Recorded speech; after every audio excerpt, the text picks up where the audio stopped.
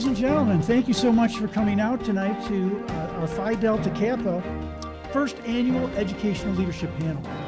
My name is John McKenna, and I'm the president of Phi Delta Kappa, and also an assistant professor at NYSED University.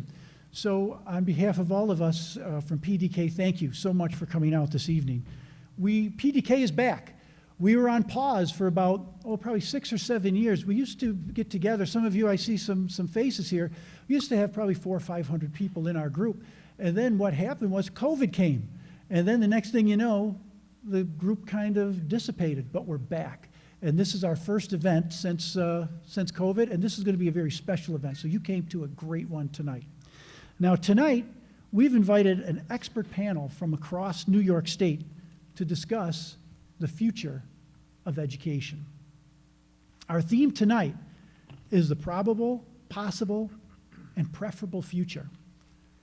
Finding the sweet spot for the future of education with a focus on the New York State Education's Blue Ribbon Commission report and their portrait of a graduate. So there's a lot that we're going to be delving into here tonight.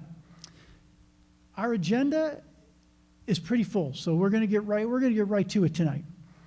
Dr. Graham, I'm going to introduce him in just a second, and he's going to be our moderator for our panel this evening. And then he's going to take this panel probably for about an hour and 15 minutes where he's going to be asking them questions. Then at 7:45, approximately that time, we're going to take a break. We're going to give everybody a chance to stretch their legs, go outside, get some of our desserts, compliments of Dick and Jenny's here on Grand Island, if you see the wonderful desserts out there. And it gives you a chance to hopefully network and get to know each other a little bit, because that's a big part of PDK too, is networking and building professional relationships. And you need to come back afterwards, because when you come back after the 15-minute break, we're going to do a Q&A with the audience, so you'll get a chance to ask our distinguished panel some questions. And we're going to do a raffle at the end of the evening. And you've got to stay for that. You've got to be present to win. And some of our prizes are actually amazing. We're giving away tickets to 2 Sabre games tonight. We're going to be giving away multiple dinners, lottery tickets. So it's worth your while to stay the whole evening. And I guarantee you, with our panel and with the questions that are going to be here tonight, this will be an engaging and thoughtful evening for all of you. I guarantee it. Before we start, I just want to do a couple of quick thanks, and I got to thank our many sponsors who came forward tonight and helped make this evening possible. Superlative Real Estate helped us. This is why we were able to get such, wonderful food and things out there too. School Tool is here with us this evening. Root Ed, Fran McGreevy, has one of our board members, has also donated to the cause here this evening. And of course, Dick and Jenny's gave us just amazing desserts for tonight, so please enjoy them. I also need to do some quick thanks before we get started to our executive board members. I can't thank all the board members because there's too many, but Dr. Jim Mills, Dr. Walt Polka, Dr. Heather Lyons, Dr. Caitlin Regal, Dr. Sue Whitaker, we got Dr. Kelly Moore and Dr. Doug Regan. They're our executive board, and you probably saw them when you came in today. They've done a lot of work to put this event on tonight, because we give them a quick round of applause just for their great effort. Really appreciate it. And Doug was at the membership table. We encourage everyone to join PDK too.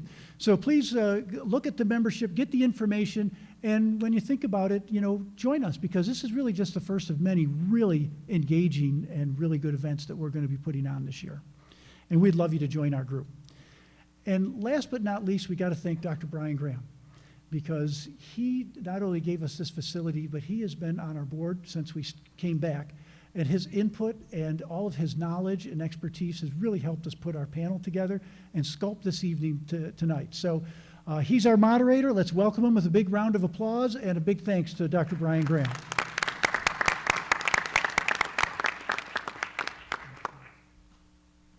Well, hello, everybody. Thank you so much for being here. If we should start perhaps with the pledge to the flag, if everybody could stand and join me. I pledge allegiance to the flag of the United States of America and to the republic for which it stands, one nation, under God, indivisible, with liberty and justice for all. All right, thank you very much. I was going to ask Dr. Capuana to sing the national anthem for us, but maybe the next event. So I'm really grateful that you are all here today. I do want to thank our principal, Hillary Kretz-Harvey, and her entire administrative team for providing the space and making everybody feel welcome. Additionally, we have our audio-visual specialist, Mark Gordon. Mark, if you could just stand and give a wave. Let's thank Mark. This is being recorded. We will have a link tomorrow, which we'll push out on social media and through PDK, so you'll be able to share it with your colleagues. Also, we want to thank our custodians and cleaners who did a great job in getting our space available and ready, so let's give them a round of applause. And John did a good job in identifying the officers, but if the board of directors could just stand to be recognized for PDK if you're here today, board of directors. All right, thank you very much for your efforts. That is great. So as you know, the Buffalo chapter of Phi Delta Kappa International is so thrilled that you're here today to talk about, just as John had told us, the New York State Board of Regents Blue Ribbon Commission and their proposals, so it's going to be a really rich dialogue. As you can see, we have a really amazing group of stakeholders who represent so many different constituencies who will be able to speak about the Blue Ribbon Commission. On the screen here, if you need the program, you can use the QR code. Does anybody still need this up, or are you all set? Think we're good? So I just wanted to put that graphic up there as we talk about the different elements of a portrait of new graduate and how that is envisioned. So you'll be able to see just a few slides. We don't have many. But it gives me great pleasure to introduce our distinguished panel. We're going to start with Dr. Michael Capuana. He's the district superintendent and the chief executive officer for Erie One BOCES. Dr. Capuana is also the New York State Education Department field representative for all the component districts in Erie One. Thank you, Dr. Capuana, for being here. Next to Dr. Capuana is Michael Cornell. You may know him from TV, as he is frequently asked to speak about issues in education and representing as president the Erie Niagara School Superintendents Association. He's also the superintendent of Hamburg. And as chief spokesperson for many years, particularly through COVID, we are so grateful for his leadership. So welcome, Michael Cornell. I had the great pleasure today of touring the district with Jamie Sifone. She is the executive vice president of NYSED. NYSED is the largest teachers union in New York State, representing 700,000 NYSED members. We were thrilled to show off our school district today. We toured 5 school buildings in over 3 hours of walking and visiting parents and teachers. Really, she is outstanding. Let's welcome Jamie Sifone. Also with us today is Betty Haynes. Betty Haynes hails from Cleveland Hill. She is a social studies teacher there, and she's also received the Social Studies Teacher of the Year Award in middle school and the Gilder Learman 2024 History Teacher of the Year. These awards recognize excellence in teaching. Ms. Haynes brings her everyday experience of the classroom to our panel today. She is also the Associate Director of the Buffalo Academy for Human Rights of Buffalo, and she is also a Ford's Theater National Oratory Fellow. She should probably be the moderator today. Let's welcome Betty. Also, next to Betty is Dr. Janelle Morris, the Superintendent of the Olean Central School District. She was also the Chief Accountability Officer and Chief Information Officer for the Buffalo Public Schools. Dr. Morris brings informed insights into the challenges facing both large urban districts and small city districts. She is a fellow podcaster. I podcast. I have 2 podcasts, Achieving Joy and Mastery in Public Schools, and we do one for our district, Inspiring Viking Values. And Dr. Morris also is a podcaster in her school district, so you'll be able to find her on Apple, Spotify, and all those great tools. Let's welcome Dr. Janelle Morris. It's a real pleasure also to introduce to you Leslie Tobin. She is the Vice President of the Niagara Orleans Association of School Boards, and she's the President of the Lockport City School District Board of Education. Ms. Tobin brings the informed view of school board members from across 2 Western New York counties, and it's a true pleasure to have her as part of our panel. Let's welcome Leslie Tobin. So many of you, when you registered, you were asked if you had a question, and we have pages of questions that you submitted. It's very likely that we won't be able to get through all of them, but we're going to do our very best. And when we take a break, if there's a question that we missed that's really something you're very interested in, we have some microphones here. After that break, there'll be some additional questions and answers. So I think we're going to get started. These are amazing people with very amazing foresight into what's best for our students and their families in New York State. So we're going to start off with an opening statement from everybody. We'll start with Dr. Capuana. And from your perspective, and for everybody on the panel, please share your general understanding of the vision for the future of a student earning a New York State high school diploma. So good evening, everyone. I just want to say thank you for the opportunity to be here with you this evening to talk about the graduation measures and the portrait of a graduate. I also want to recognize all of the folks here in the crowd, given the fact that you chose to be here instead of potentially at the Taylor Swift show up in Toronto. Tickets are down to $900, I checked on the way in. But yeah, so I think that as we look at this work moving forward and our focus here in the region with our partner school districts and with the department is anticipating a phased rollout of the recommendations. And we're sort of in an initial phase now, but then really starting formally with an installation phase, which will run from this fall through summer of '27. Focus there is going to be on the portrait of a graduate rubrics and guidance and all of the regulatory conversations that need to happen around the work moving forward for the reform. The second phase of that will be the initial implementation, fall of '27 to summer of '29, where we're working from 3 different diplomas currently into 1 diploma type for New York State graduates. So all of those previous diploma components will sunset, and redefining seals, looking at technical endorsements, stackable credentials on top of diplomas for students, and really an opportunity for creativity, hopefully across our school systems with our teachers, our leaders, and most importantly, driven by student choice and engagement. And then finally, full implementation and scaling up, which is expected for fall of '29 and moving forward. So at that point, we will have the cohort full phase in and the new system starting for students entering grade 9. A couple of other components, anticipating that the initial phase of the work this year and into next year will be task force-based conversations around 2 pieces. One, the financial literacy component and how that develops and builds out, and in addition to that, climate education. We know that this is going to be a budget priority for the State Education Department and the Board of Regents. In the recent call letter that the department has submitted to the executive and the legislature, prioritizing funding requests and resource needs that will be there to build out the system over the course of the next few years. And what I would also say is just that vision, conversation has been very much about high school, but we know that with the connectivity of the systems, we have to go back and look at the K-8 grades and how the curriculum shifts and all of the different experiences that our students have and the supports that our teachers and leaders are going to need, not only at the high school, but also K-8. Thank you.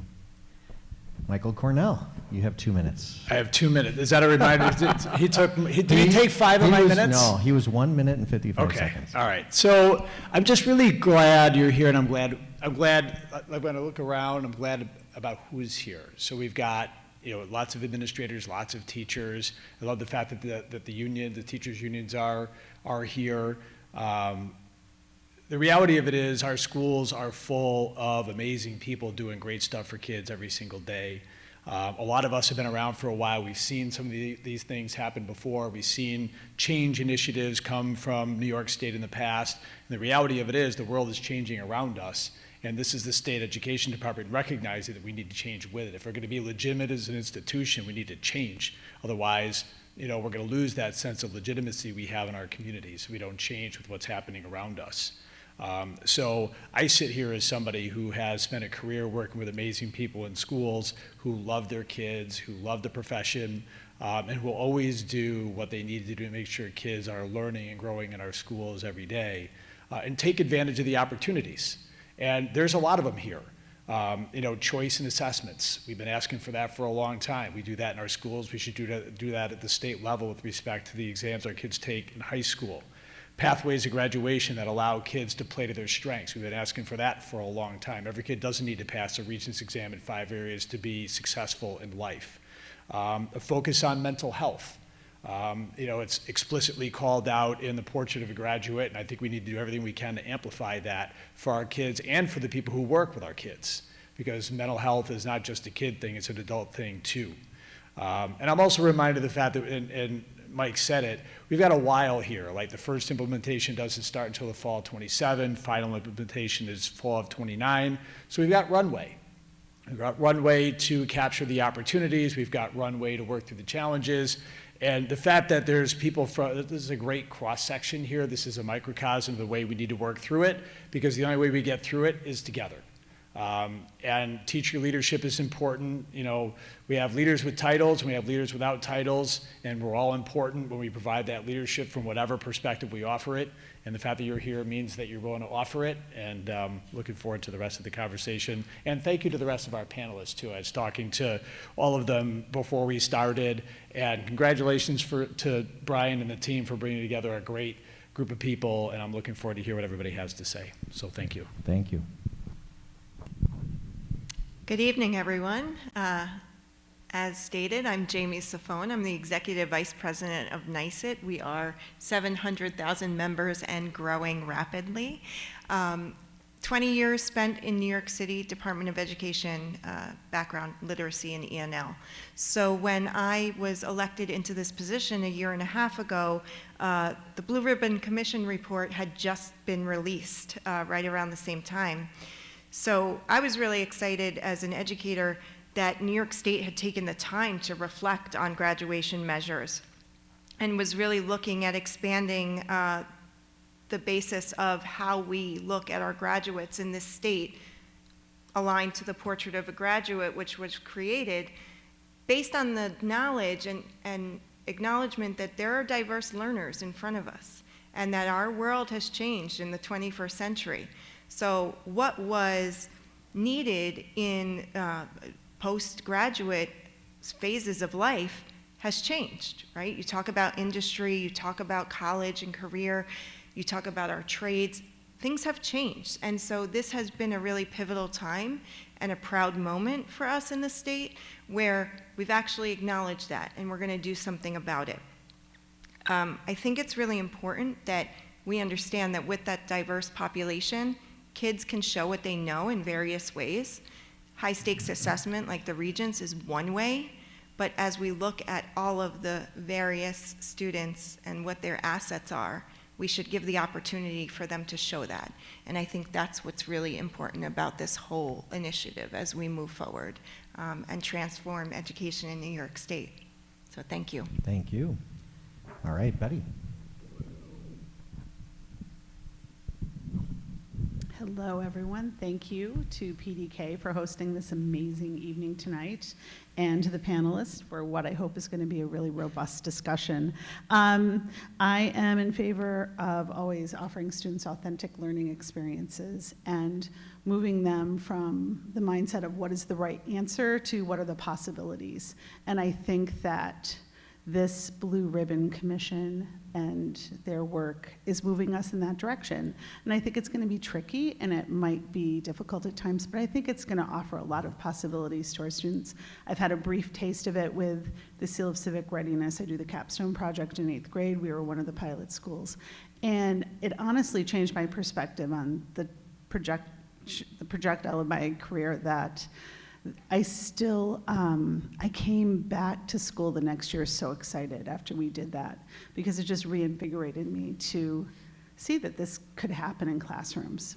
That's great. Betty, could you just expand just a little bit more on the capstone project that you piloted, and just so our audience can fully Sure. comprehend, what were middle school students doing? That's a big project for middle school. That is a great question. So as part of the pathway to graduation for the Seal of Civic Readiness, my students, we did some work first with the UN Sustainable Goals and what some of the problems are in the world, and then we brought it back to our community and what were some of the issues they saw personally, either through their own eyes or through their families. And the first year I did it, we were a pilot in 2022, and that was the year of the Tops Jefferson shooting, and we were scheduled to start it that Monday, and of course we did not. We took a day to, a lot of our community members were deeply affected by that, so we took a few days, and immediately they all knew what they wanted to address, and it gave them a really positive outlet to do that in a healthy way. They stated a problem, they did research, they offered a solution to that problem, they did a lot more research about the facts and how much it would cost to fix this and what were the possibilities, who could fix this. They ended up, my students do a really beautiful infographic, which is a great skill to have for them, but then they write to a person in power who can fix it and ask them to do that. And it was a tough year because a lot of them chose gun laws. And gun laws, if you remember, in 2022, that summer, we went through a flurry of gun legislation in New York State. But it was a really interesting experience for them to see. And sometimes they hear back, which is really amazing. And we do a reflection at the end, that's the last piece. And we take the time to do it. And it's one of those situations where it's not an and project. We're not going to do all of our curriculum and a capstone. It did require us to sit down and say, okay, something's got to go. What is that going to be? Where are we going to edit? I'll take out those bullet points. But we did, and I still have kids come back. I had a really funny story that one girl this year who really couldn't land on anything that bothered her. And she came back one day and said, you know what really bothers me?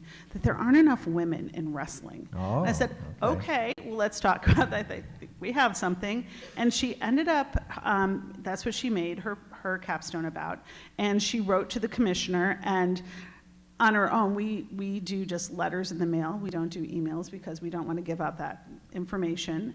But she, at home with her family, started sending out emails, and she started getting replies. Right. And that they were Authentic. interested in hearing from young voices. And she Yeah. was so excited. And this was a kid who was pretty apathetic. Yeah. So that was, yeah, So that could be a good example of how the portrait of a new graduate changes. 100%. I love it. Thank Yeah. you. Janelle? Thank you.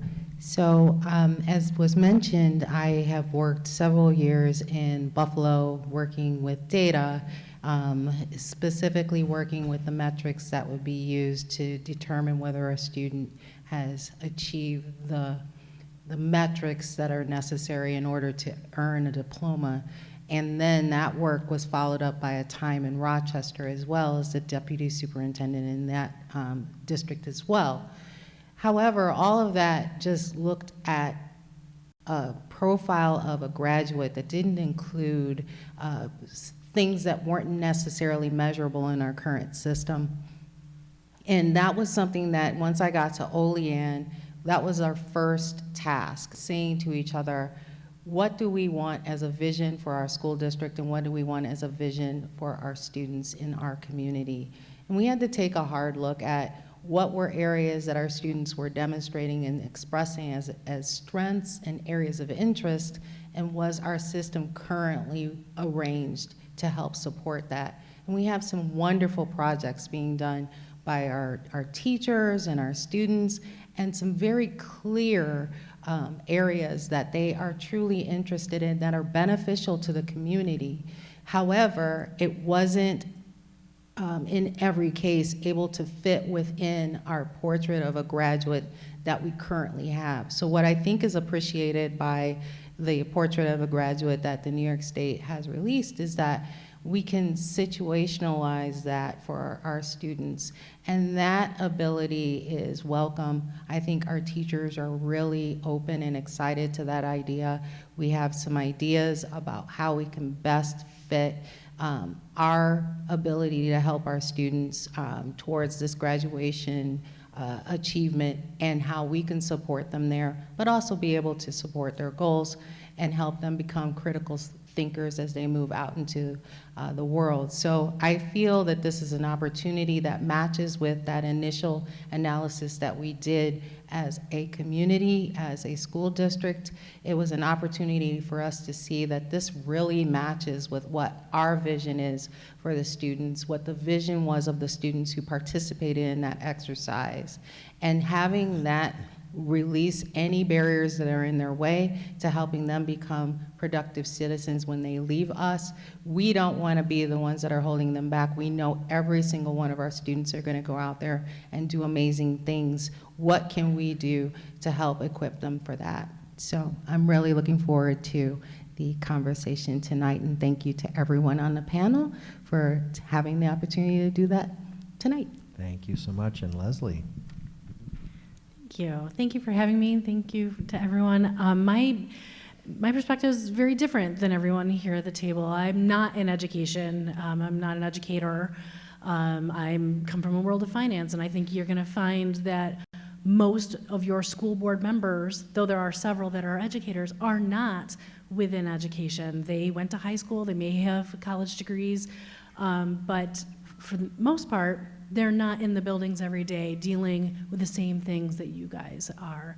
So as board members across the state, we are excited to see this change, because as people who do not choose to go into education, we think it is so important for children to have multiple opportunities and pathways and opportunities to see what all of their options are. And something like this Blue Ribbon Commission and this Portrait of a Graduate, we feel definitely opens up a lot more doors for a lot more of our students. Our goal and our job as board members will be to find you all the money, right? We got to find how to pay for it, how to support our teachers, how to support our administrators, but most importantly, how to show our kids that every single one of them is capable of doing this work, getting their high school diploma, moving on to whether it is a career, to college, whatever they decide to do, and making sure that they have all of the tools that they need to make their dreams come true. So we are really excited to be a part of this, and I'm very excited that I get a chance to be here with you all tonight. So thank you so much. Thank you, Leslie. So our registrants submitted questions, and one of our submitted questions is asking for anybody at the table to share their perspective on if you are considering any pros or cons to these initiatives and the implementation. The timeline is behind you on the screen, but are there any pros and cons that come to mind, or maybe pros and opportunities to solve some problems or consider what the future might look like for our kids? Anything come to mind at all for any of our panelists? Thank you, Janelle. I'll start. So I think the pro is that there are so many of our educators who have been looking to think outside of the box, and they want to help enable, develop skills and knowledge with the students, and they really want to do that. And I think this takes some of those constraints off the table so that they can truly facilitate the learning of our students. It gives that opportunity for that. Sometimes we bring courses to the table for consideration, or just areas of interest that our students or educators want to explore, and we have to say we can't do that because that interferes with their progress towards the achievement of the Regents milestones. This allows us, from what we're seeing, to lift some of those barriers from our educators and our students so that they are able to work towards that.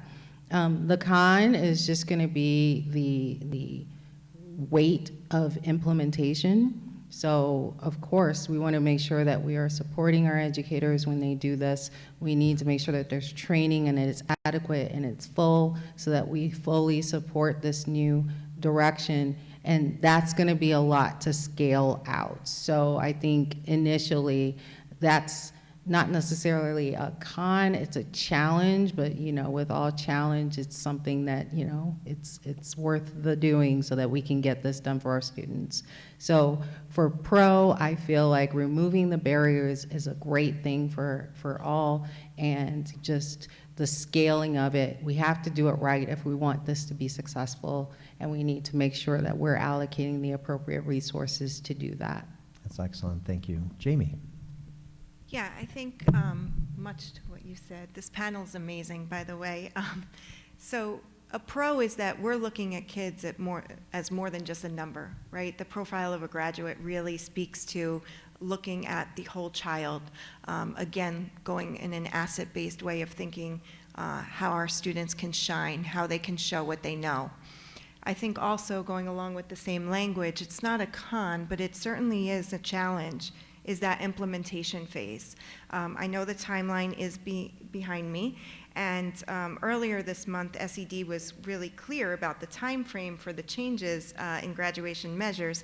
We do have some time to try things out, but if you do look at the dates, a more realistic way of looking at it is that our 9th graders who are sitting in classrooms right now are part of this timetable. They are the ones who are going to be experiencing these changes. So when you put it in that perspective, it's not that long of a timeline, and we still don't have all of the details about what options will be available besides just the Regents exam.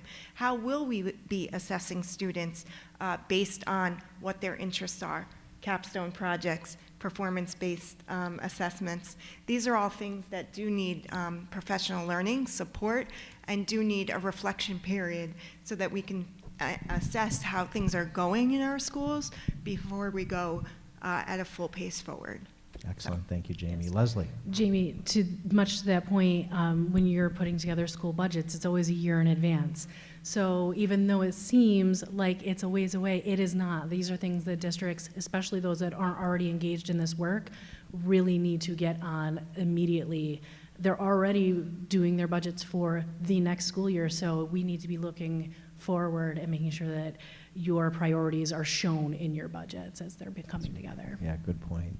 Michael? Just to pick up on that a little bit, I didn't really think about this in terms of pros and cons as much as just considering a range of possible outcomes, because there's a lot we don't know. Yet we don't know how the state is going to support us. We don't know what the financial circumstances of the state are and how that's going to flesh itself out through whatever the Rockefeller Commission tells us in terms of foundation aid.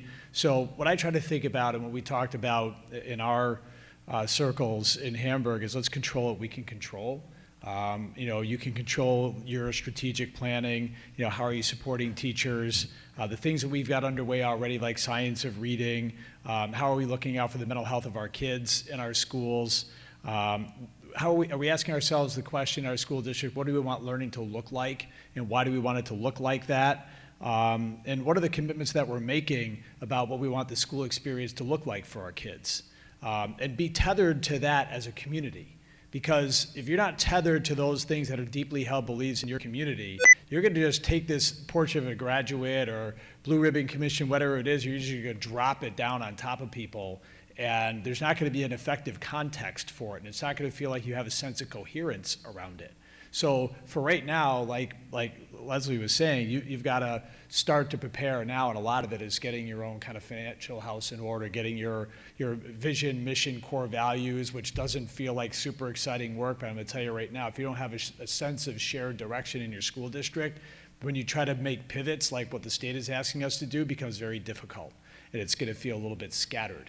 So control what you can control so that we're incorporating the best parts, the things that really have value for your community into what's already a strong sense of who you are as a learning community. Then I think you have a chance to help it make sense for your community, for parents, for kids, for your educators.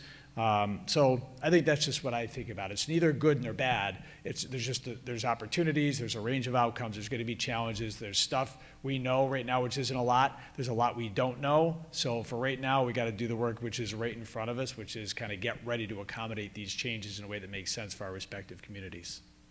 Thank you very much. Good. So one of our registrants, Jamie, wrote a question just for you, all right? The person wrote, it is clear that the Blue Ribbon Commission recommendations would have benefits to students, particularly those traditionally who might fall within the at-risk or maybe at risk of not graduating. What are the resources from your perspective that would be needed to support the adults in our organizations who will be expected to implement these new recommendations? Yeah, this is a great question. Thank you. So first and foremost, I think we really need to build a common understanding and a common vocabulary around this work. So when we ask the question about serving students or benefiting students, particularly those who may not be on track to graduate, I think it changes the perception that it's only for a certain group of students. And this is one thing that I think SED is doing really well with this, is it's really looking at what's good for all students. So I think we just need to be mindful of the way that we present this. We've seen this happen in college and career, right, where it's one or the other, instead of making sure that everybody's successful in whatever next step they want to do post-graduation. So good for all children. And I think really what it is there's going to be a lot of responsibility placed on individual teachers for developing assessments. My favorite author, Chris Emdin, always says, sometimes what is valuable is not always measurable. And I think we also need to keep that in mind as we're looking at the portrait of a graduate. But we need to look at things like, if students don't take high-stakes exams, how can we ensure that other assessments are as rigorous, right? We don't want the perception to be that we're lowering any type of expectations.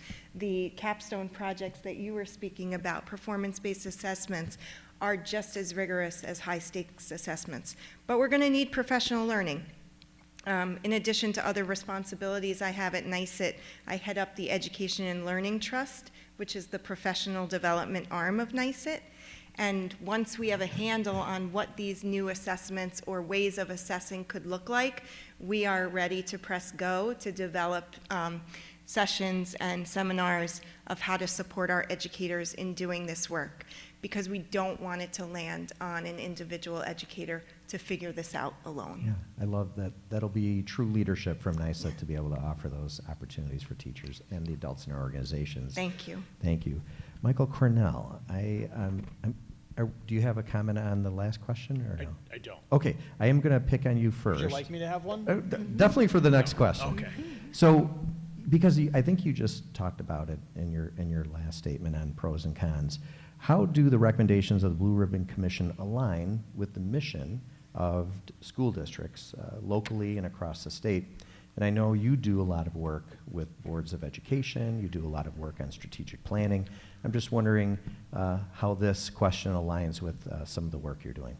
I mean, it feels a lot to me like the work we've always wanted to do when we were teachers to begin with. You know, none of us got into this business to give kids test after test. You know, I think a lot of us bristled in 2011, 12, and 13 when, you know, we're talking about, you know, whatever the Regents Reform Initiative and SLOs and APPR and all that nonsense. You know, that was not what we got in the business to do. So the fact that we're going to discard some of that stuff that we know didn't work, and we're going to focus on giving kids choice with assessments, right? Getting rid of Regents assessments, you know, or Regents exams, whatever. You know, it's an and proposition, not an or. So I think this is the kind of stuff that we've been asking for. When I work with boards of education and school districts around strategic planning and vision, mission, and core values, they land on this kind of stuff that we're doing here. And I'll just use our own. This is a selfish plug. But in 2018, we redid our vision, mission, and core values in Hamburg. And our vision statement is educating modern learners who create, care, solve, and discover. At the time, we talked about making sure, like, 3 critical skills: creative and critical thinkers, productive collaborators, effective communicators. So that's the kind of stuff that we were doing in 2018, and we're not alone. There are a lot of school districts who are doing exactly the same thing. And then when you look at the language in there, it's that stuff. So to me, it feels like the stuff we always wanted to do. We just got waylaid for 15 years of, you know, APPR and Regents Reform Initiatives and SLOs and all this stuff that we know didn't matter because we were measuring stuff that didn't really matter for all kids.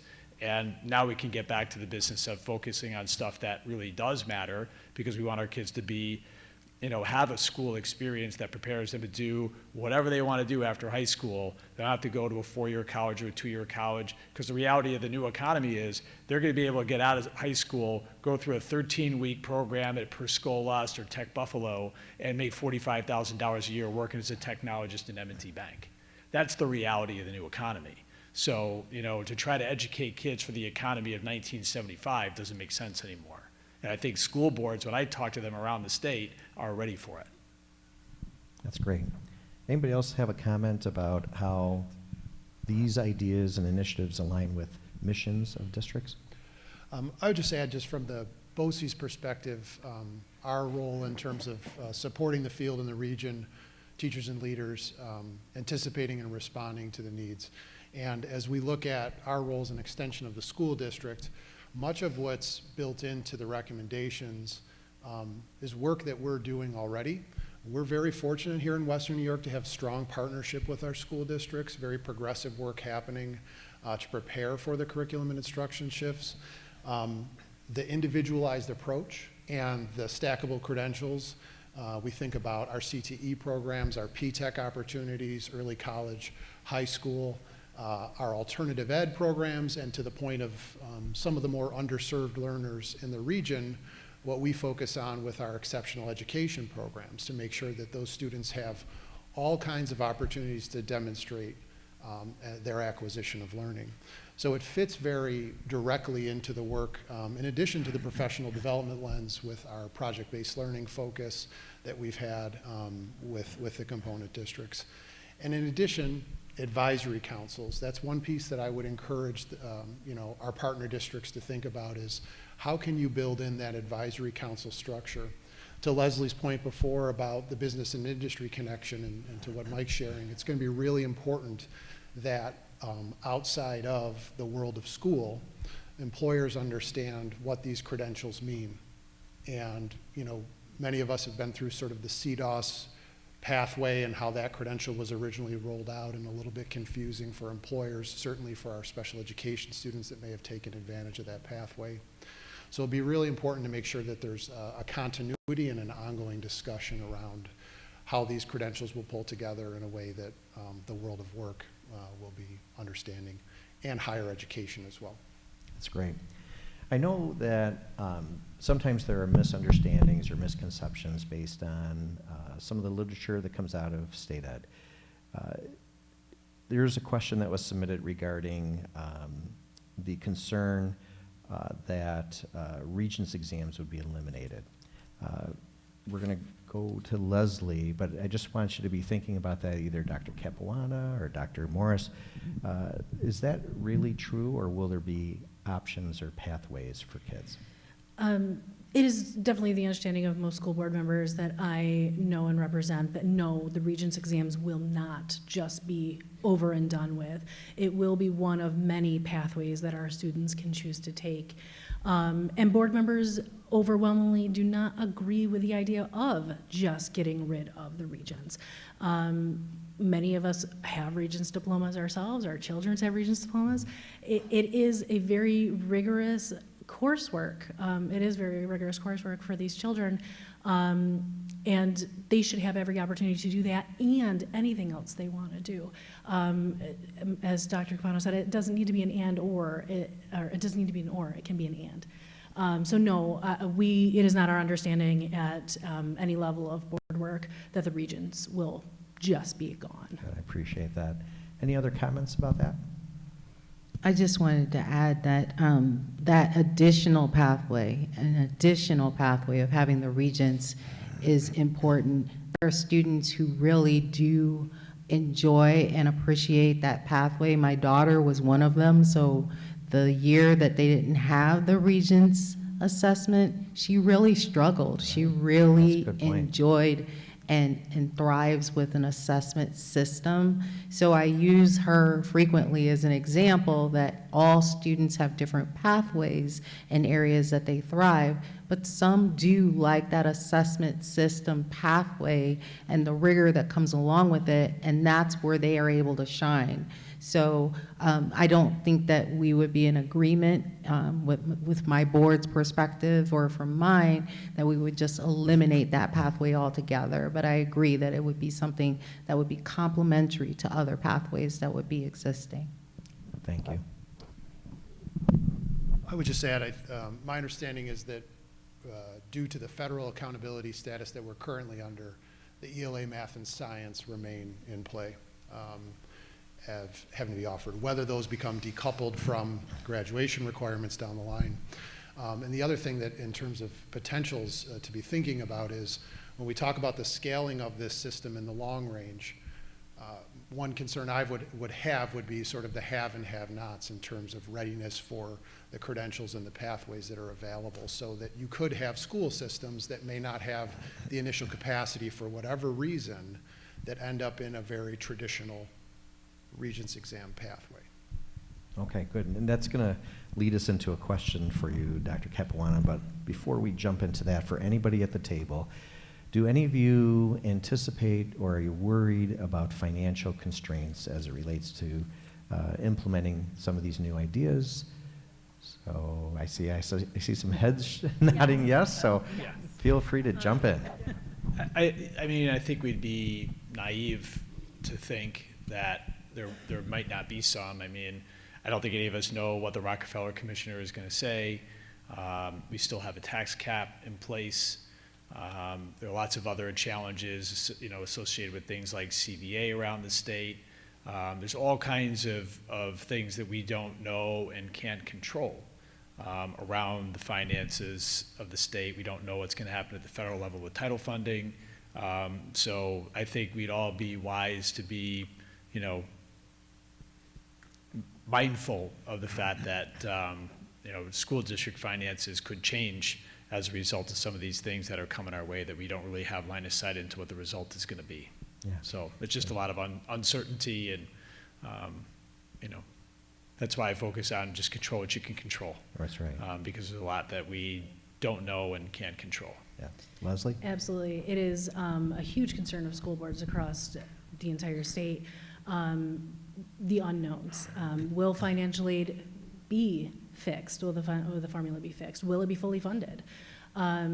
What sort of staff is going to be required? Some districts are probably going to be in pretty good shape. Am I personally concerned with my district? No, I don't think we're going to have a huge impact because we're already very much engaged in a lot of this work, but also not just the need for the staff, where do you find them? Especially when it comes to our mental health, our language teachers. These are huge gaps that everyone's going to need, and there's only so many professionals around to fill those spots. So it is a huge concern for a lot of our districts here in Western New York. Yeah, thank you. Jamie? Yes, this is a huge concern statewide, right? As educators, we are consistently being asked to do more with less. We all faced the threat last year of the foundation aid cuts. We were able to fight that off last year, but again, it came, the rug was pulled from under us and set us into a frenzy. And we know that funding is always, or should be, aligned to priorities. And sometimes that doesn't happen. And again, us educators are left trying to do more with less. So if we really want to provide these opportunities for our students, it's a great idea, but we need that professional learning. We need time to learn. We need the resources. We need collaborative time with others to really do these performance-based assessments, project-based learning, cross-curricular. So all of that takes funding. Yeah, for sure. And so if we don't have it, it's going to be a lot more challenging to make this successful. Yeah, well said. Janelle? To add to the list of things that we're going to need to spend money on, particularly in the southern tier, but I'm sure this is not an isolated issue, we have significant staffing limitations. We have so few educators in our pool to hire that I'm also concerned that we're going to have limitations with our funding in order to hire the people that we need to support this initiative. So that's certainly something else that we're concerned about. And like you mentioned, we have to support our teachers in the training that they need for this, the construction of the day, construction of the schedule, and that will require us to have adjustments to our CBAs. And we want to make sure that our staff are supported and compensated fairly and equitably. So that costs money. If we're not able to do that, then I can't get my teams on board to support this. We all want this, but we have to be able to afford it. So these are some other costs that are significant and things that we're struggling through every day. But if we don't resolve those, we can't get this off the ground, even if we all want to. All right. Well said. All right, let's hear it. That's great. Thank you, Janelle. Just real fast, Brian, I think now is the time also, like, we tend to focus on our friends in Albany at budget time, January, February, March. It's already too late by then. So I know our union friends are typically in Albany early and often, which is good. And a part of it is the messaging, right? If you look at all the institutions across the state of New York, no institution has been more successful in faithfully fulfilling its mission on behalf of the state of New York with the investment it gets than public education. Like, that's just a fact. And I think that's a message that, I know I've been there often, I say this to our friends in the legislature all the time, you can't find an institution that's more faithfully served its mission than us for the last 30, 40, 50 years. And we tend to shy away from that. We spend a lot of money per student. Well, the fact of the matter is the scope of work for every public school is 10x what it was 35 years ago. And that's something that we also shouldn't shy away from. So, you know, we need to be unabashed about the fact that as we said, we're trying to do more with less. So, you know, send that message loud and clear. We fulfill our mission better than anybody else in the state of New York. We continue to do it well. We're the one institution that can't set aside all of society's problems that walk in the door every single day. We can't set them aside. We have to deal with them every day.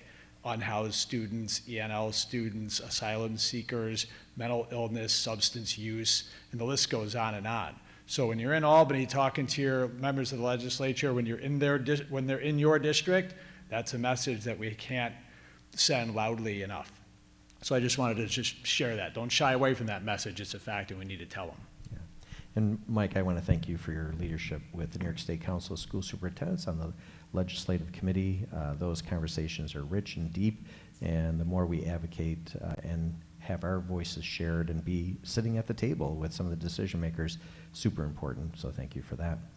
So this next question was submitted for Dr. Capuana, Michael Cornell, and Janelle Morris.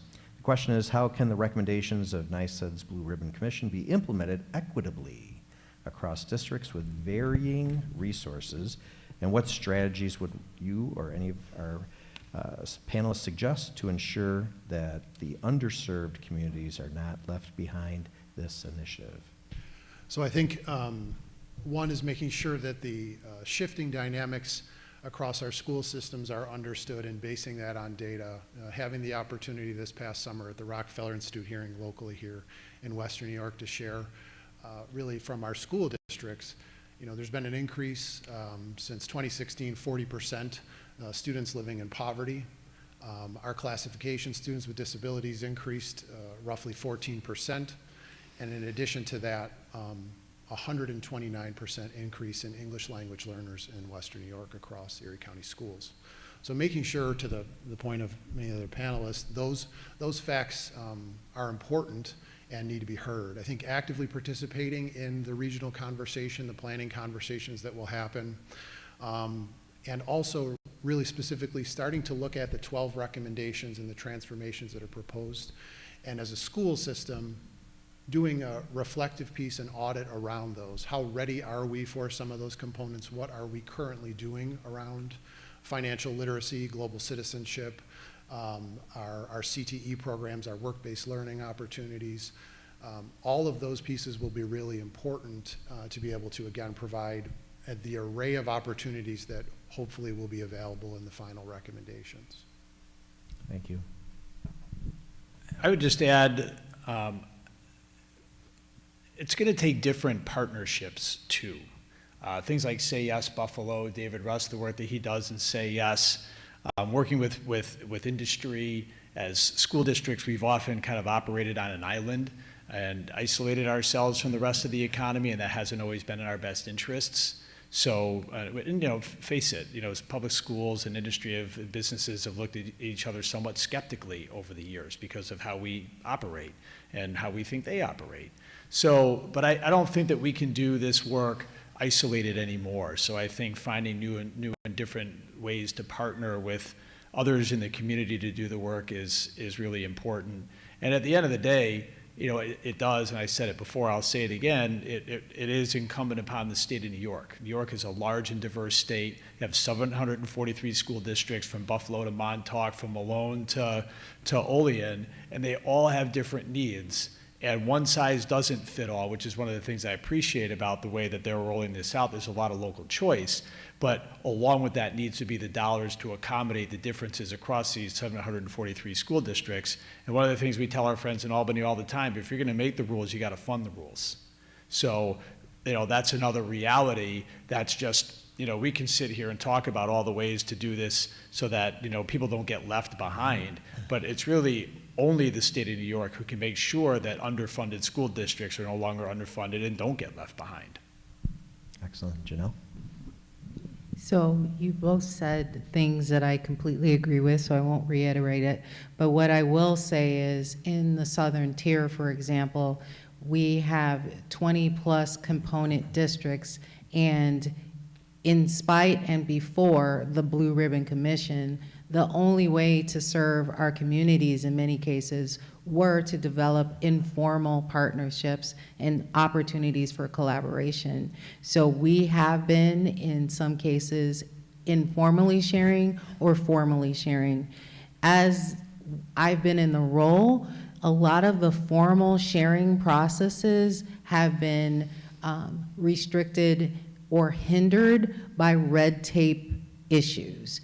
And it's not that we don't want to serve our community. We are serving our community. However, being able to collaborate across the county has been restricted by those things.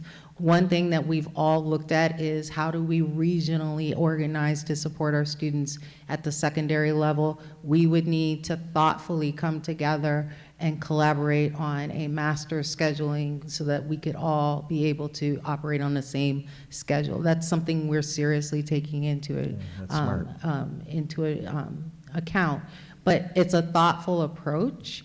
But when we're not being restricted by the red tape things that are happening, and we're able to just approach ways that formally or informally work for our region and our school districts to be able to support these types of sharing, it allows for us to share our resources operating with the common denominator of what's best for kids.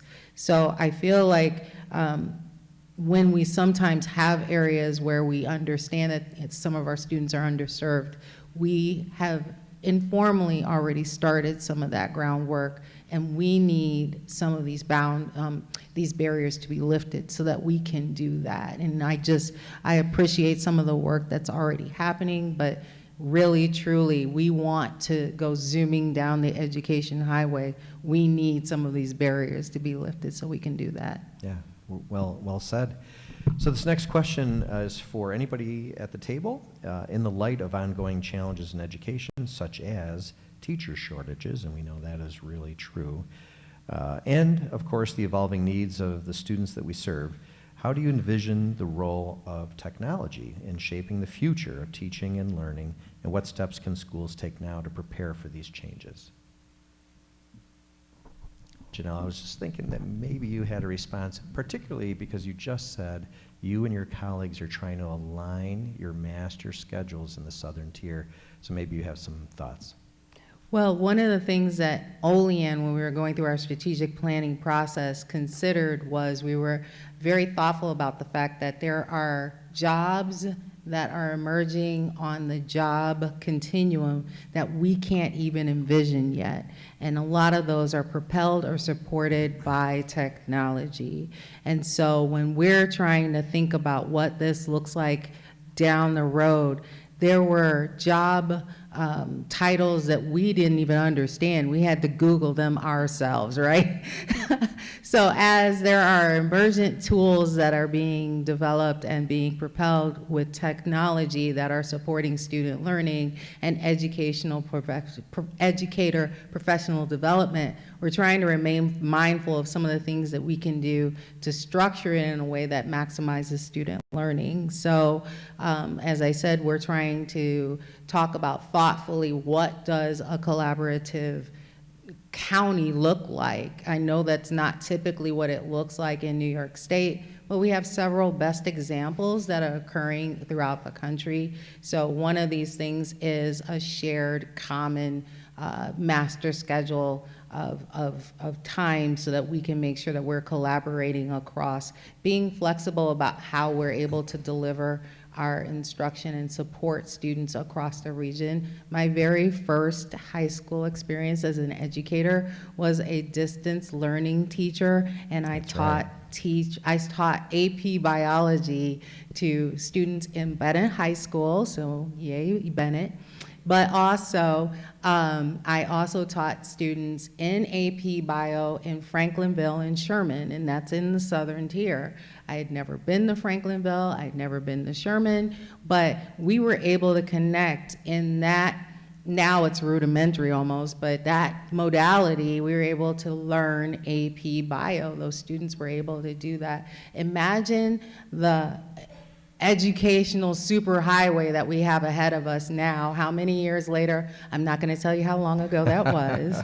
But now, you know, just think about it, and us taking away those guardrails so that we are able to accelerate at maximum warp speed ahead to accelerate our students' learning and support our teachers as they're learning how to help support our students this way. I think that is only going to propel this in the direction that we keep saying we want it to go. So I think technology in this case is our friend. It's going to help us shape how to make this possible. And I think that as we continue to discuss, we're only just touching the tip of the iceberg here to figure out how we can support each other in this. Yeah, so Jamie, it's funny how the world swings like a pendulum. You know, distance learning was so big 20 years ago, right? And now, like you said, the super highway is here.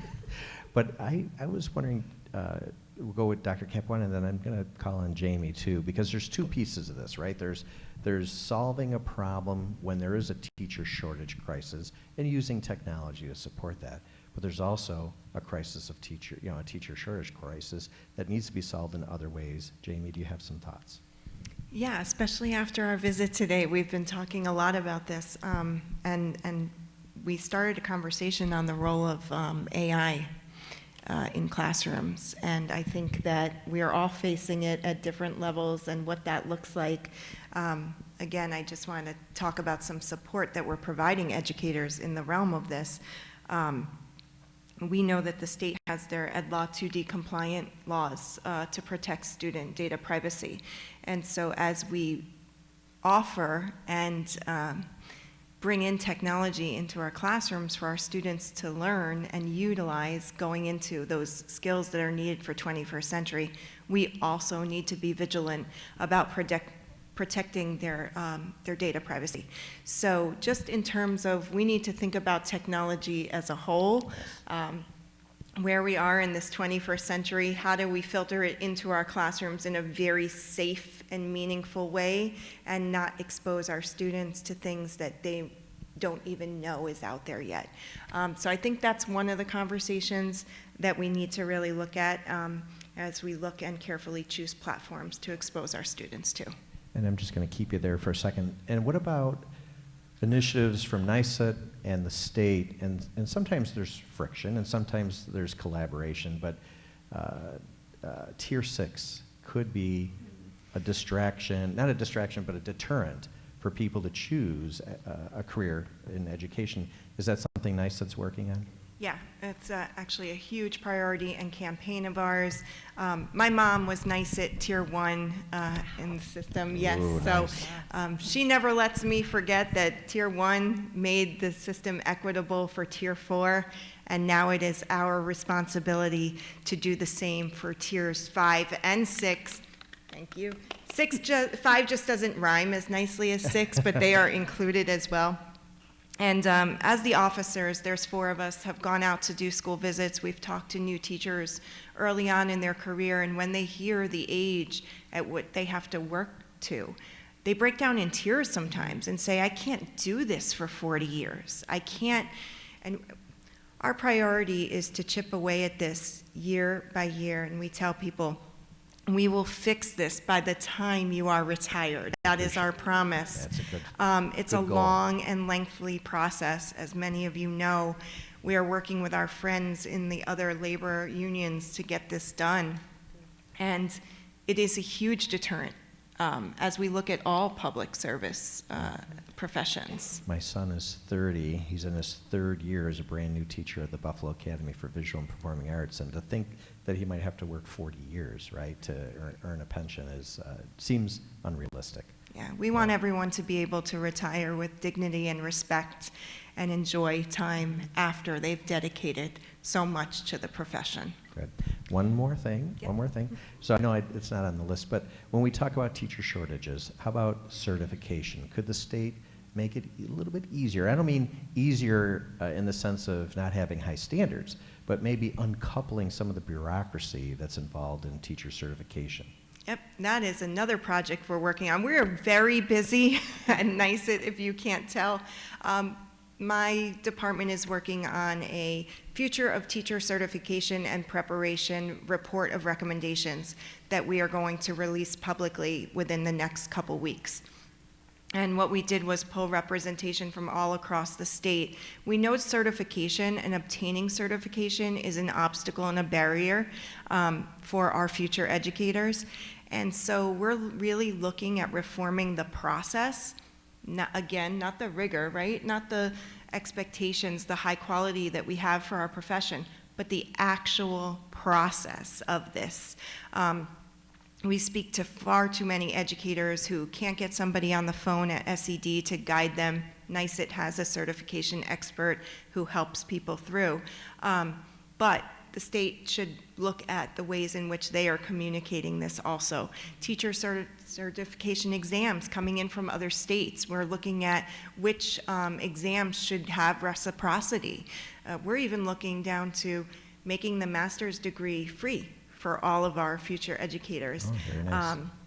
So that really we're not taking out loans and starting out in debt Right. as we want our profession to continue to grow and be looked at as a viable and respectful profession. That's great. Thank you. Yeah, thank you for the question. Yeah, Dr. Capuana, anything else as Before I think- want Oh, to sorry, set Mike. this thing down. Yep. Let's not forget who caused the teacher shortage to begin with is the state of New York and our former governor That's vilifying public school teachers and APPR and he's the lobbyist for the kids and all that garbage. I mean, that's what started to hollow out. Can you our tell teacher who's education retiring soon? programs. Well, hold on. In my defense, I said it in bless front of him. 3,000 people in 2013. So it's not the first Good time I've point, said good it. It's a point. well-rehearsed line, but it's true. And we've also not heard a peep still. And I told one of the deputy commissioners in 2015 or 16, if you want to bring people back, you've got to actually make teaching cool and say something good about teachers. I've not heard a peep from the state education department or anybody else in the state trying to recruit people and make teaching, like, it's a great profession. It's family friendly, you can make a difference. It's what Gen Z people want. And not a peep from anybody at the state to recruit people into teaching. So I said that in multiple venues. I'll say it again, and I'll say it until I can't talk because I need to do something to help us out. Excellent. Hold on. Yep, Jamie. And I then know I Dr. talked a Capuana. lot in the last couple minutes, but we need to look at recruitment and retention. Right. Because in the first 5 years, we have so many educators who are leaving the profession. We need to look at the support that we're giving and how we are transitioning into this lifelong profession. So we need to look at both ends. Okay, Leslie. So to Jamie's point, as school boards, one across the state through our advocacy work with NYSBA, we are right there with NYSED. We want tier 5 and 6 fixed. We want our teachers to be protected. We need these changes made. We need to make sure that we have the funding to support them for not just professional development as this rolls out, but continued, because the way education is now, it's not going to be the same even 5 years from now, what our teachers are doing in the classrooms. At a local level, the retention, we want our teachers to be happy. We want them to stay with us. But we also think it's incredibly important to make sure that our kids do find teaching to be a legitimate pathway. We actually have an education pathway in our district. It gives kids a chance to see what it's like before they even step foot into a college setting, because why waste that time and money if it isn't for you? Or why waste time and money doing something else when this is actually what you were meant to do? So there's a lot of things that we can do on multiple levels to get our students, our local talent, to go into education and hopefully stay in Lockport. Or, anywhere in New York State is fine, but Lockport's probably. I love that. My daughter's working in Lockport. She's an attorney with the Center for Elder Law Justice, and she loves it. So, great I job. just want to say, Jamie, I want to give you a standing ovation. All right, let's go. Yeah, let's hear it. Advocacy is so important, and there's so many issues, and we're grateful to NYSED and so many others to support education. Dr. Capuana. On the pipeline component, I think when we go back to the Blue Ribbon Commission and some of the needs that the school systems are going to have, this also has to be a higher education conversation and preparation. And as we look at, here in Western New York, we're very fortunate to have a strong P20 collaborative that's building out with our higher ed partners, focusing not only on the teacher preparation, but leader preparation. And we're also thinking more around our teacher aide, teacher assistant pathway to the classroom and the classroom teacher role.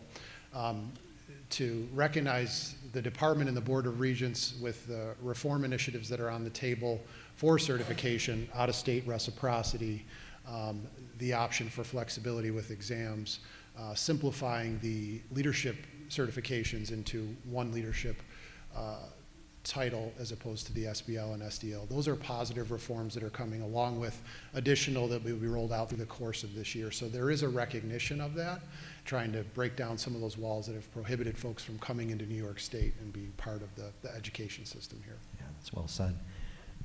Betty, you are the perfect person to respond to this question.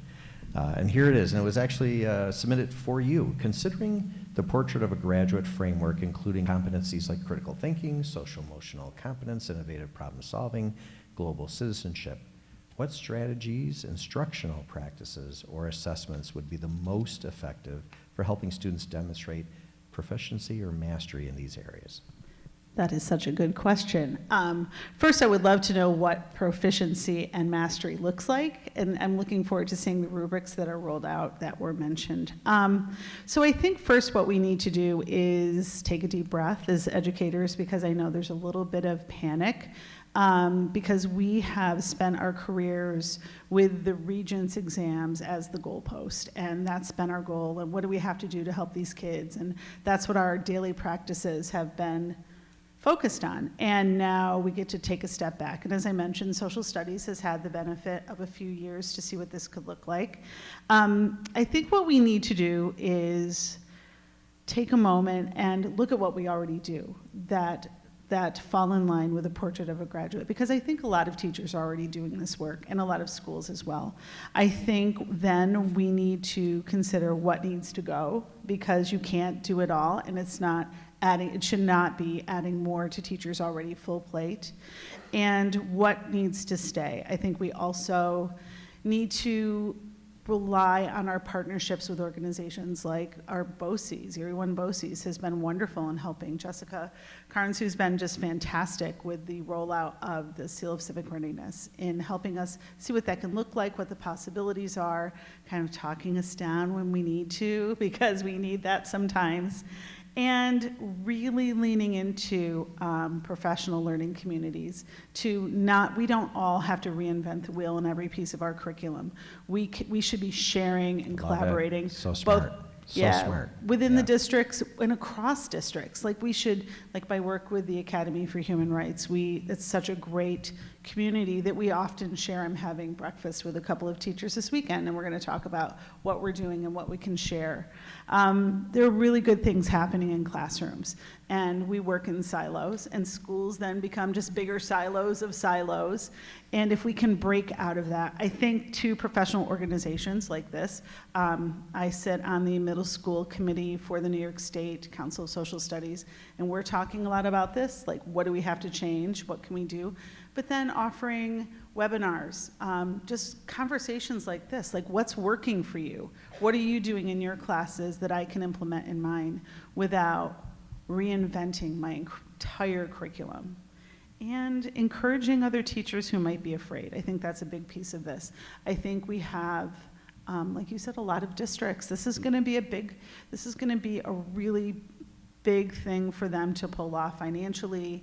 I think that for some teachers, this is kind of scary. I remember in 2010 when the social studies 5th and 8th grade assessments were taken away. That's and right. we were so afraid people were that, scared. yeah, That's people right. were scared. What's going to happen to social studies? Well, we've seen what happened to social studies. It kind of did go away a little bit in elementary school, but it's still here in middle school. So we need to take a deep breath, That's right. and it's going to be okay. I think so. And you're honestly leading the way already, so well done. We are. We're to you. doing, and I think a lot of schools are. I Yeah. think there are many school districts and many teachers out there, and maybe tap on those people to show what can happen. Yeah, excellent.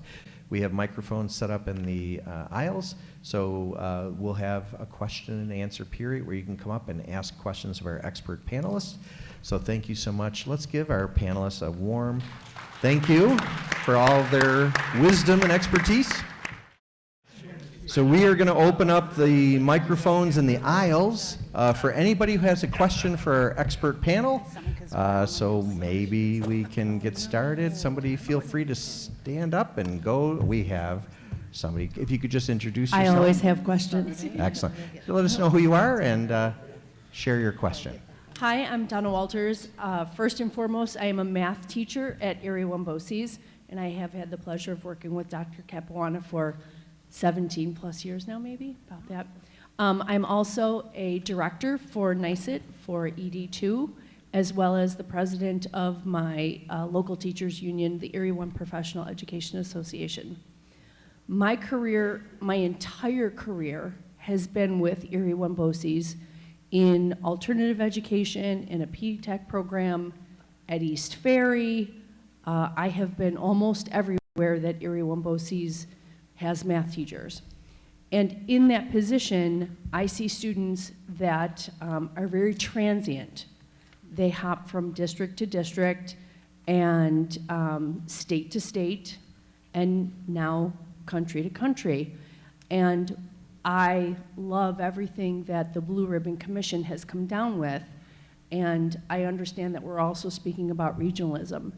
My concern is, and I'm assuming there are people out there a lot smarter than I am, so I'm assuming it's out there, but as we travel down this path and create all of these different ways for students to show their talents, use their assets to further their education, how are we going to keep track, or how are we going to give students the credit for moving, when they move from one district to another?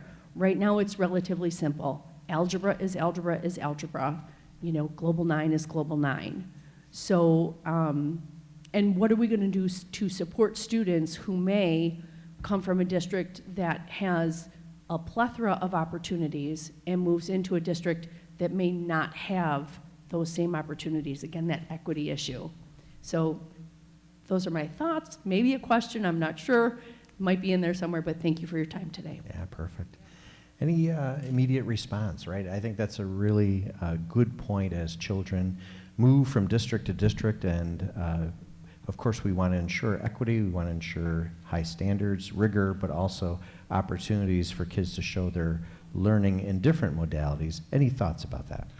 I think that there's been conversation about a statewide dashboard that would be put together utilizing the technology. I think it's going to be very important, particularly for our school counselors, to be talking the same language and having the supports necessary in order to be able to, as students do and families move between school systems. But there's a notion of what they're referring to as a birth to work dashboard that the department is considering development with partnership, including higher education. Of course, that's going to involve funding and all of the data privacy components that we've talked about as well. I would also say, just in terms of vendors are already planning for all of these arrangements. And so as school systems are thinking about different resources that might be available, I would encourage folks to, work with the RIC in the region to make sure that those resources are vetted and the technologies are vetted, particularly from a 2D student privacy standpoint. But I think to the question is really, technology will inevitably be a component to that tracking and following students through the system, and more to come. Very good. All right, the floor is open for more questions. All right, thank you. And just share with us who you are and what your question is. Hi folks, Dean Ramirez, Orchard Park Central Schools, one of the assistant superintendents. Thanks for being here. Really informative first session, and good to see all friends here tonight. Great event for some networking. I want to talk or just ask about your opinions right now on the competition among school districts, where during the course of my career, the scoreboard was Buffalo Business First and the rankings on Buffalo Business First. And now, since COVID, it's kind of gone to the wayside a little bit. It's not the same, but we have been shifting more with this idea of regionalism and the whole idea of cooperation and collaboration, and kind of going away from competition. Just want to know your thoughts about that moving forward with what you have introduced and talked about so far. Thank you. Yeah, thank you, Dean. I've always hated that business first ranking nonsense. Because all it does is you count stuff that doesn't really matter. We all know the stuff that matters most is difficult to count, so we don't count it. So I always thought that was nonsense, and I'm glad that it went away. It's one of the really only good things that came out of COVID is that addition became unprofitable for them. They couldn't do it, and it just withered. So that was a good outcome of all of that. But Dean, you raise a really good point about collaboration. There's an expression. It comes from the military. It's an acronym called VUCA. It stands for volatility, uncertainty, complexity, and ambiguity. And if you look at what happens in the world today, the world is volatile. There's a lot of uncertainty. There's an awful lot of complexity, and there's an awful lot of ambiguity. You can't just look back to the past and just know what to do for the future. And the only way to really manage that is to work together and to collaborate and to learn from each other. And you have to do that with a sense of humility. And, I think to some degree, there are some districts who are always 1, 2, 3, 4 in business first and thought that they just had, they had all figured out. And that did not always lead to collaborative relationships among school districts. I've been a superintendent for 10 years, and I would say we're more collaborative as a group of superintendents than we've ever been. And a lot of that is because you've got to have a sense of humility to sit down and talk to Scott and say, you're doing some amazing stuff in Cheektowaga. Tell me how you're doing that, because I might want to learn from that. Or I'm looking at Tino. That's how you get stuff done. And we talk. It's in the portrait of a graduate. We want them to collaborate, right? And we shouldn't. So I think that whole competitive stuff was not productive, and the more we collaborate and work together, we're by example showing our students how to do that and what happens when you do that productively. We need to be productive collaborators if we want them to be productive collaborators. That's an interesting take on it, Dino. I like that perspective, and I think the more we work together, the better. Thank you, Michael. I'll just add that while I was in Buffalo for 30 years, and I'm fully aware of the business first impact and that type of public ranking, if you will, in the southern tier, it's a different approach. We don't have the business first, nor do we have that. What we do have is the informal forum of public opinion. So, you know, it's very much an ongoing public relations effort to make sure that people understand what we're offering our students, and we do collaborate. We don't collaborate as much as we can, I'm sure. I'm sure as we go through this process of regionalization and analyzing how we can join resources in many ways, we can find other ways that we can improve that. But right now, it's more of that public opinion, and we're trying to make sure that people understand that we are indeed the right district for their students, and we do share resources, we share transportation, we share activities, we share lots of things. And I think that's just the expectation of that region, the collaboration and the cooperation among districts. So we don't do business first. I don't miss that about here, but I think there's more of that expectation, and I think this process of regionalization will help us improve that. Great, thank you. Leslie? As a representative of a district that was typically incredibly low on the Buffalo Business First rankings, we got a bad rap. Nobody wanted to come to our district. And I don't think there's a board member in the state that could say that they didn't hire someone and then immediately at the next meeting have to rescind the offer because they got a better offer somewhere else.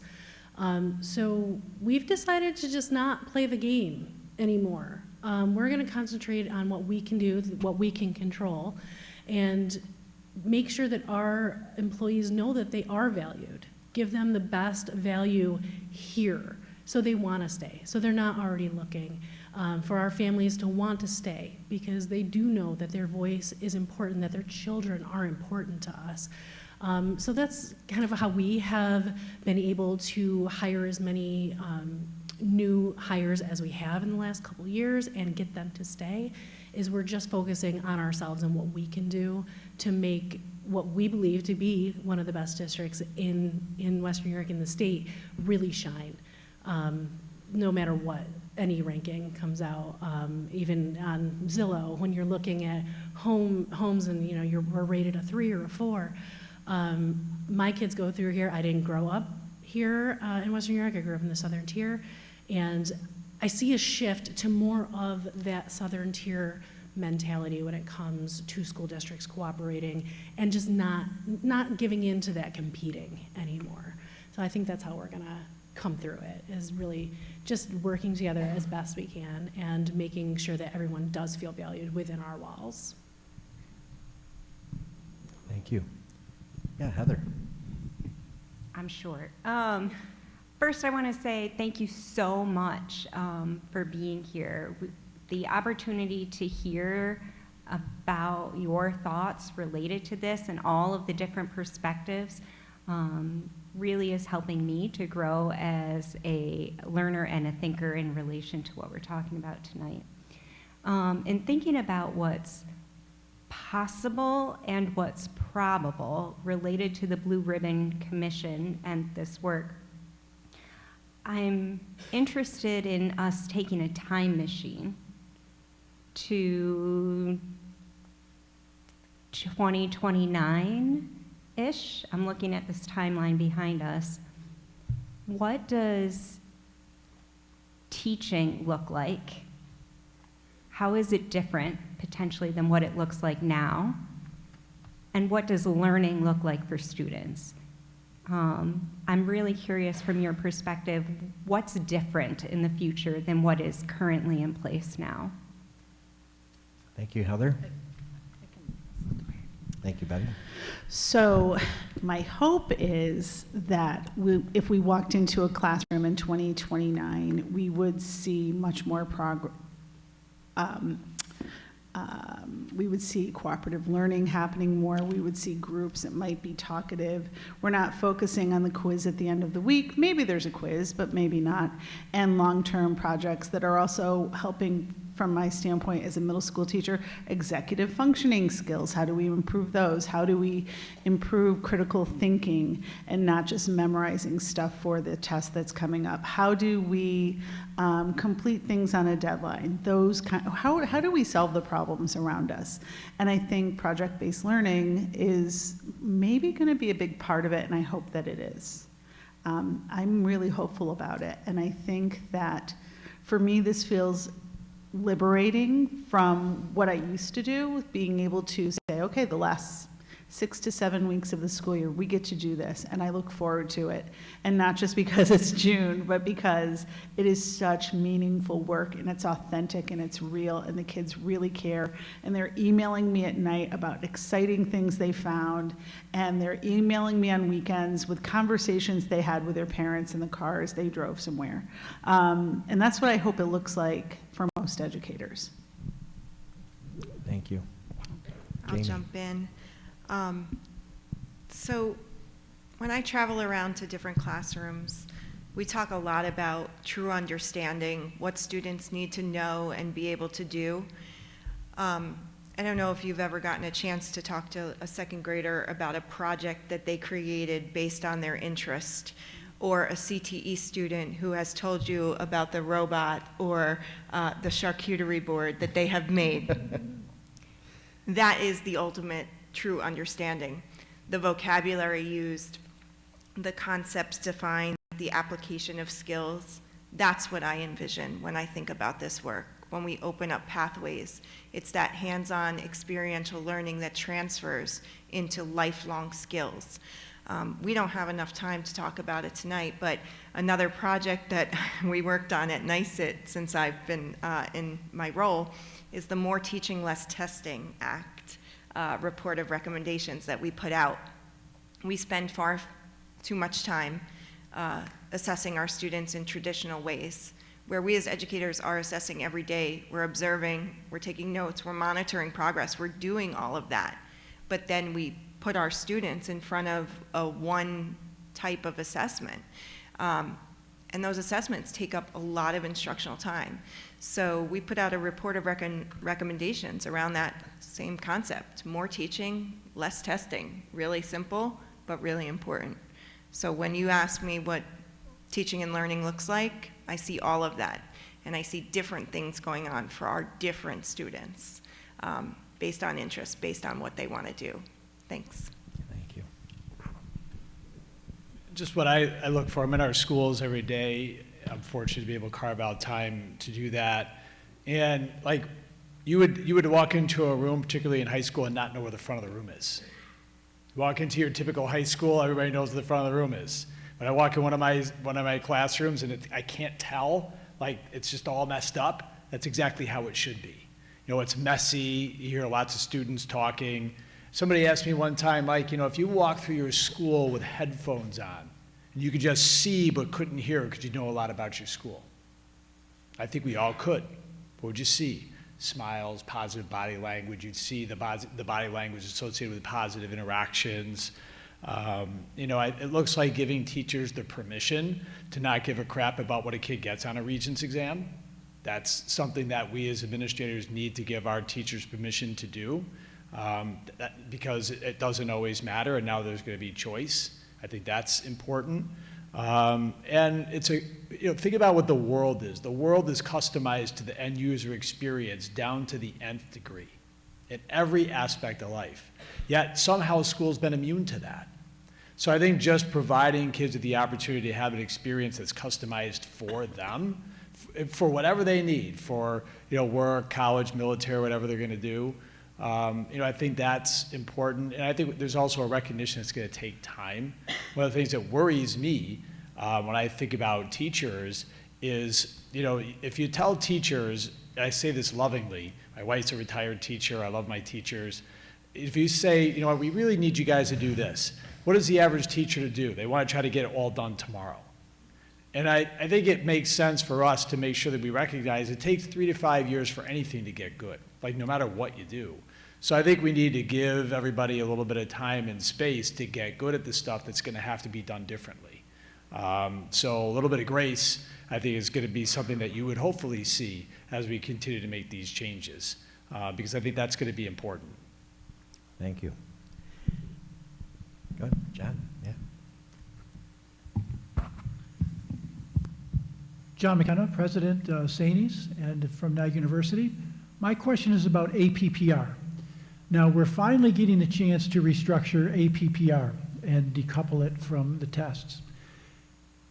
what do you see as your vision for a highly effective annual professional performance review process that could really help and support and bring out the best in our staff? I think we have a few people who might be able to answer that. As pendulums swing, I wonder what we will hear. Janelle. So I just want to preface everything by saying my dissertation was on 3012A, or I don't know which one, but one of the letters. It was only a dissertation. Yeah, and like 2 months later, they were like, yeah, we're changing the law. And I'm like, wow. Okay. So anyway, I have actually had an opportunity to kind of test this out in a beta forum with my leaders, and just kind of the philosophy and the approach. And I feel like this would be best implemented with our teachers as well. So the approach we're taking with APPR is more of this long-term, multi-year scaffolded development approach. And we're trying to work on the build of skills and the build of knowledge and the development of my team as leaders, and trying to make sure that anything I can do to assist with that, we do, but they identify their goals, we work on those collaboratively, it's really aligned with our strategic direction, et cetera.